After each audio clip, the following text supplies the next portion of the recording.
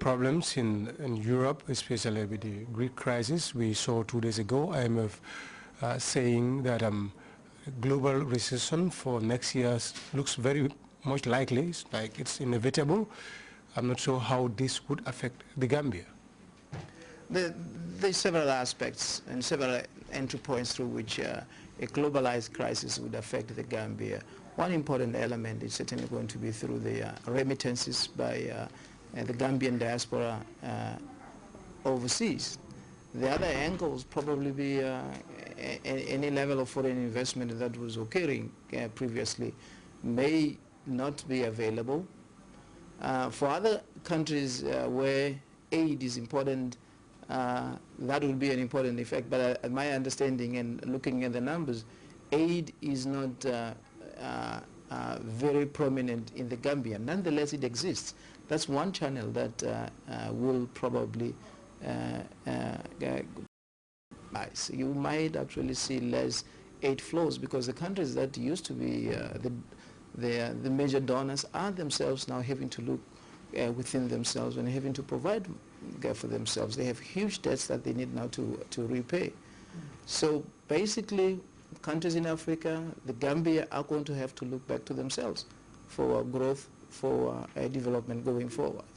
This is one point that indicates that self-independence, stronger policy frameworks domestically are going to be critical.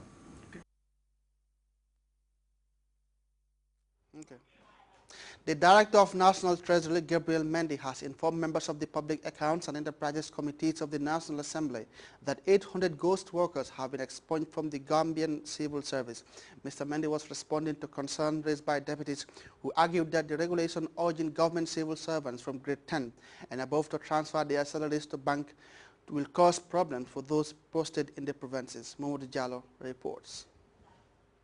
Of the Public and Public Enterprises Committee of the National Assembly also afforded senior officials of the Ministry of Finance and Economic Affairs the opportunity to shed light on pertinent issues affecting Gambians. Recently, the ministry has set a deadline for all government civil servants from grade 2 and above to transfer their salaries to the banks, failure of which will lead to a freeze on their salaries. This pronouncement has worried many deputies who expressed concerns that those in the provinces, especially teachers and nurses, may encounter problems since not many banks have branches in these provinces. Charges from the bank are high. To the possibilities of a poor person having a facility from the bank that could boost up his standard of living is mute, is skewed.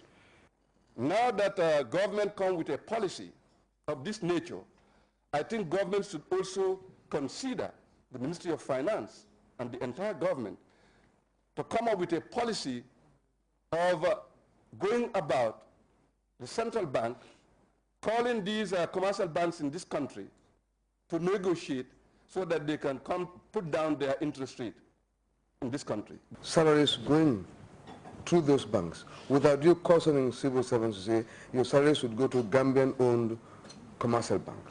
No salary account, no pay, which is really worrying the people that we are representing.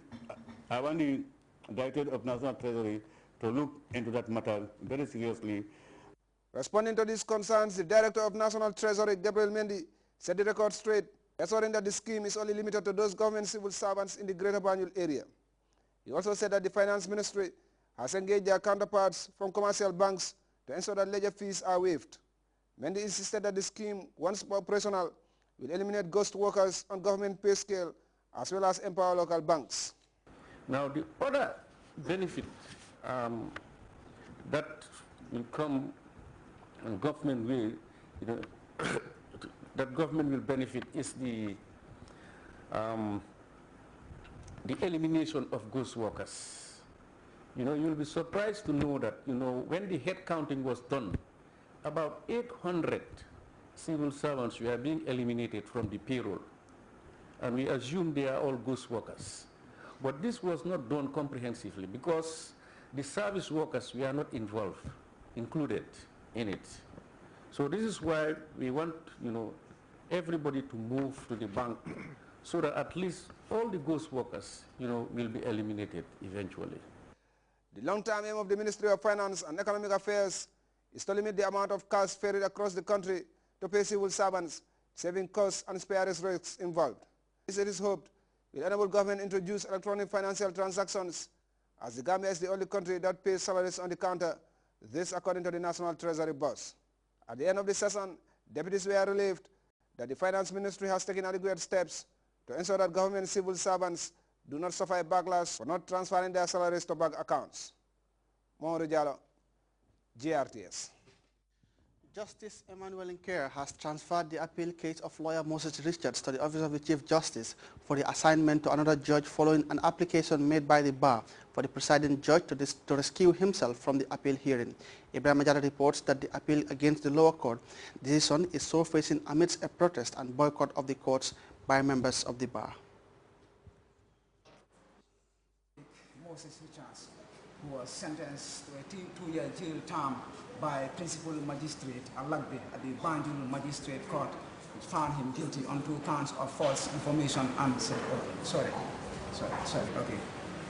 The bar has conversed again at the court, this time to forward the appeal against the conviction of their colleague, former judge and convict Moses Richards, who was sentenced to a 2-year jail term by Magistrate Alagbe at the Banjul Magistrate Court after finding him guilty on 2 counts of giving false information and sedition.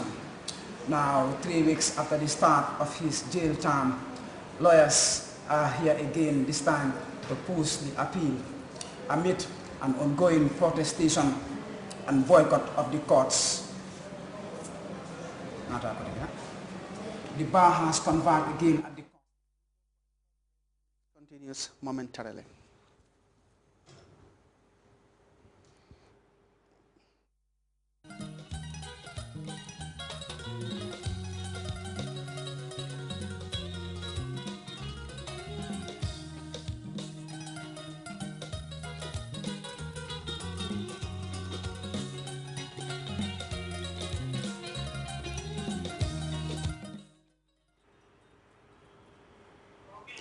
He is an inventor, pioneer, and entrepreneur. The world is mourning the death of Steve Jobs, the co-founder of the Apple company, currently rated as the 2nd most valuable company in the world, with a market value of over $340 billion. Jobs died in California on Wednesday at the age of 56. As the brain behind the iPhone, iPod, and the iMac computer, he changed the way many in the U.S. communicate and has left a legacy few businessmen can rival. Here is the reaction of his death from China. Known for cheap products, but this country has a huge following of Apple fans.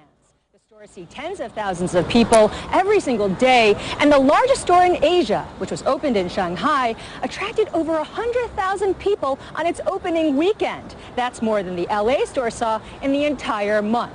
Now, Steve Jobs has been credited for the success, and he has a nickname here. The people here affectionately call Steve Jobs Chao Bangju, which means in Chinese, Master Jobs. He made great contributions to the world because he created Apple and gave so many of us a chance to enjoy these high-end gadgets. Jobs was equally admired here as he was in the U.S., but because industries in China are generally not seen as innovative, he was even more of a standout.